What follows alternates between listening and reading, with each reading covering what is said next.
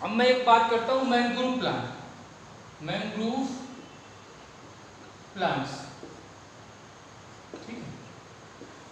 तो आपने सुना होगा सुंदरवन का नाम, पश्चिम बंगाल के हुगली नदी में एक डेल्टा है जिसका नाम है सुंदरवन, ठीक है।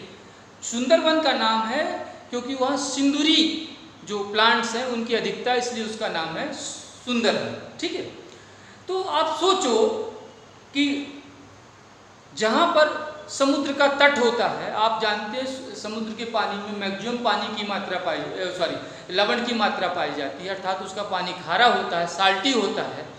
तो जब उसका पानी साल्टी होता है तो उसके जो किनारे वाला तट वाला भाग है, तटीय भाग है, वहाँ की सॉइल जो है लवण युक्त होगी।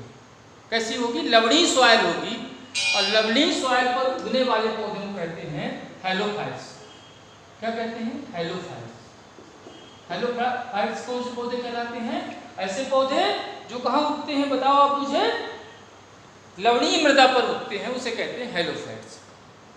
तो मैं आपसे बात करता हूँ कि आपने जो सुंदरवन का नाम सुना है, सुंदरवन डेल्टा है, ठीक है। डेल्टा मतलब जो समुद्र चारों तरफ समुद्र से घिरा होता है उसे कहते हैं डेल्टा। तो वैसे डेल्टा को मैं बता दूं, सामान्यतः कहते हैं कि जब नदियां समुद्र में मिलती हैं तो उस स्थान पर वो बहुत चौड़ी हो जाती हैं और डेल्टा बनाती हैं, ठीक है। लेकिन यहाँ पर मैं आपसे बात करूँ, उस डेल्टा शब्द का इस्तेमाल ना करना चाहिए। मैं कहूँ समुद्र तटीय भाग पर एक विभिन्न सिंदूरी पौधों का एक समूह है और वह समूह है सुंदरवन। और सुंदरवन में जो पौधे पाए जाते हैं वो कैसे हैं? मैंग्रोव प्लांट, जिन्हें क्या कहते हैं? हेलोफाइट्स। क्या कहते हैं? हेलोफाइट्स। क्लियर ना? तो हेलोफाइट्स जल्दी बताओ मुझे, लवणीय मृदा पर उगने वाले पौधे। क्लियर ना? अब लवणीय मृदा, समुद्र का जो किनारा वाला भाग है वो दलदल वाला क्षेत्र होता है। कैसा होता है? दलदल वाला क्षेत्र होता है, दलदली, ठीक है। तो दलदल वाले क्षेत्र में कैसा क्या क्या क्या मैं बताया हूँ? तटीय भाग कैसा है? दलदल वाला क्षेत्र है, पहले मैं बता दिया, ठीक है। और दूसरा मैंने बता दिया वहाँ की जो सॉइल है लवण युक्त है। तो दलदल वाले क्षेत्र या लवण युक्त सॉइल पर उगने वाले पौधे को कहते हैं मैंग्रोव प्लांट्स या हेलोफाइट्स। तो अब एक बात समझ लो आप कि इन पौधों में अनुकूलन कैसा है। तो अनुकूलन की बात समझो कि इन पौधों में दो प्रकार का मुख्य अनुकूलन होता है। पहला होता है, इसमें पाई जाती है रिस्पायरेटरी रूट, रिस्पायरेटरी रूट जिसे कहते हैं निमेटोफोर, निमेटोफोर, ठीक है। रिस्पायरेटरी रूट या निमेटोफोर एक महत्वपूर्ण एडाप्टेशन है किसका? मैंग्रोव प्लांट का। तो क्या है देखना आप, निमेटोफोर या रिस्पायरेटरी रूट।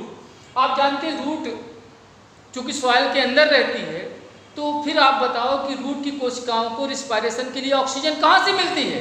तो आप आंसर तुरंत दे दोगे कि सॉइल के कणों के बीच में जो गैप होता है वहाँ पर सॉइल एयर होती है, ठीक है। सॉइल पार्टिकल के बीच में सॉइल एयर होती है और वह सॉइल एयर ही ऑक्सीजन प्रदान करती है किसको?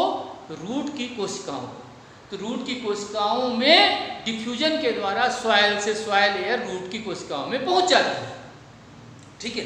अब तुम लोगों ने अच्छी तरह देखा होगा कि लोग बाग जो खासकर आलू टमाटर इनके पौधों में लोग बाग मिट्टी चढ़ाते हैं, या आम के पौधों में मिट्टी चढ़ाते हैं, मिट्टी को भुरभुरी करते हैं। क्यों करते हैं मिट्टी को भुरभुरी? क्योंकि इन्वायरमेंट से, वायुमंडल से जो एयर है आसानी से सॉइल में चली जाए, और सॉइल में जब चली जाएगी तो फिर किसको मिल जाएगी? रूट को, जिससे रूट की ग्रोथ अच्छी हो सके। क्लियर ना? तो मैं आपसे बात करूं कि चूंकि दलदली वाला क्षेत्र है, दलदल वाला क्षेत्र है समुद्र तटीय भाग, तो फिर सॉइल के जो कण हैं आपस में बिल्कुल चिपके होते हैं, तो सॉइल एयर नहीं होता सॉइल में। जब सॉइल एयर नहीं होता तो रूट की कोशिकाओं को ऑक्सीजन नहीं मिल पाता। तो फिर क्या होता बताएं आप कि जो मान लीजिए रूट थी,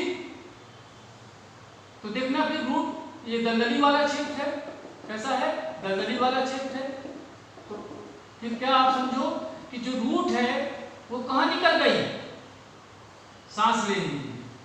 जैसे मैं आपसे बात करूं, यदि पानी को गंदा कर दो, आप मचा दो अच्छी से, उसमें मिट्टी अच्छे से घुल जाती है, तो जो मछली पकड़ने वाले लोग हैं सबसे पहले वही काम करते हैं, अच्छा पानी को मचा देते हैं। तो फिर क्या होता है, जब मचा देंगे तो जो ऑक्सीजन थी जिसको आसानी से ले रही थी फिश, वो उसको उपलब्धता कम हो जाती है, तो ऑक्सीजन को लेने के लिए बाहर अपना मुंह निकालती है, तो जो अच्छे मछली पकड़ने वाले होते हैं उसको पकड़ लेते हैं। तो यहाँ पर ऐसा ही हुआ कि दलदली भूमि है, सॉयल एयर से ऑक्सीजन की आपूर्ति सॉयल की रूट की कोशिकाओं को नहीं हो रही है, तो फिर क्या करी कि दलदल भूमि से रूट बाहर निकल जाती है, और बाहर निकल के क्या करती है, किसका काम करने लगती है, रिस्पायरेटरी रूट या नेमेटोफोर। तो पहला मैंग्रोव प्लांट में पाया जाने वाला एडाप्टेशन है, उसमें नेमेटोफोर पाया जाता है। दूसरा जो महत्वपूर्ण है बीबीपीडी।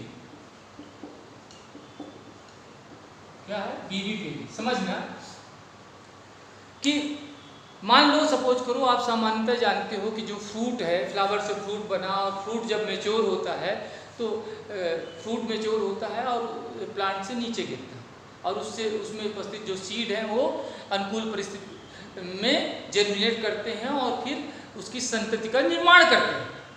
ठीक है, और चूंकि इसमें जो फ्रूट था और उसमें जो सीड है, यदि मान लो फ्रूट हो सकता है कि फ्रूट डायरेक्ट गिर जाए, हो सकता है फ्रूट स्टेम में लगा हुआ फट जाए तो उसके सीड गिर जाए। तो इन दोनों कंडीशन में यदि ऐसा होता है तो चूंकि दलदली भूमि है तो फ्रूट भी खराब हो जाएगा और सीड भी सड़ जाएंगे। तो फिर क्या होता है, जब पौधे में फ्रूट लगा होता है उसी समय सीड में जर्मिनेशन होने लगता है। जब फ्रूट कहाँ लगा होता है, पौधे में, उसी समय सीड का जर्मिनेशन होने लगता है और उससे प्लूम्यूल और रेडिकल नामक संरचना बन जाती है। ऐसी घटना को कहते हैं बीबीपीडी। तो मैंग्रोव प्लांट में दो एडाप्टेशन आपने पढ़ लिया, कौन कौन सा, बीबीपीडी और रिस्पायरेटरी रूट। क्लियर ना। फिर तीसरी अवस्था है मीजोफाइट।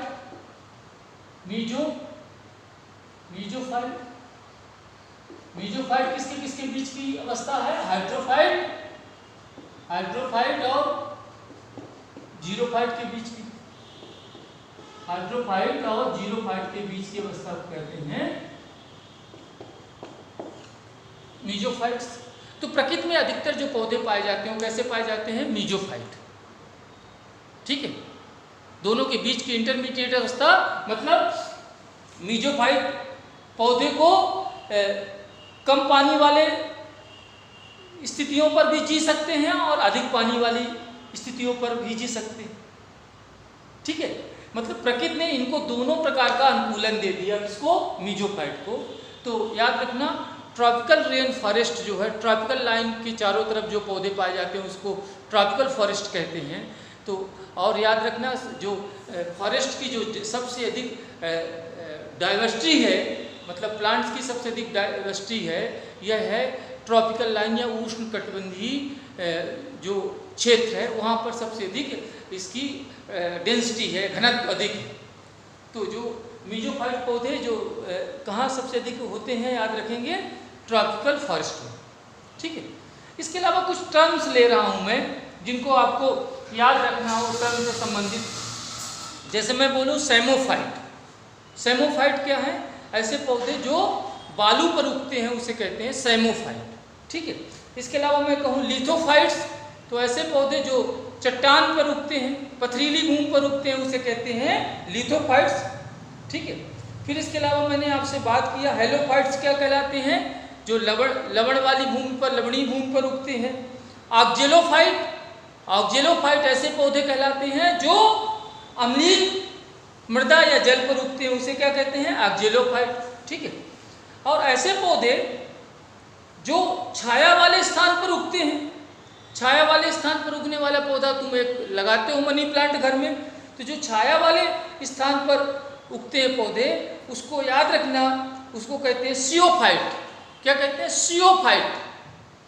ठीक है, तो सियोफाइट का उल्टा शब्द क्या होगा, जो प्रकाश वाले स्थान पर, जो प्रकाश प्रिय पौधे होंगे, छाया प्रिय पौधे कहलाते हैं सियोफाइट, अब प्रकाश प्रिय पौधे कहलाएंगे, याद रखना, हीलियोफाइट। हीलियोफाइट, हीलियोफाइट्स मीन्स प्रकाश प्रिय पौधे। ठीक है। और इसके अलावा मैं आपसे बात करूं कि कुछ बातें और सुन लें आप। तुम्हें खुद बताना है अभी जो मैं पूछ रहा हूं। जो चट्टानों की दरारों पर उगते हैं वो कौन से पौधे होते हैं? दूसरा मैं पूछ रहा हूं बर्फ पर उगने वाले पौधे कौन से होते हैं? ठीक है। चट्टानों की दरारों पर कौन से पौधे उगते हैं और बर्फ पर कौन से पौधे उगते हैं। Okay, good night.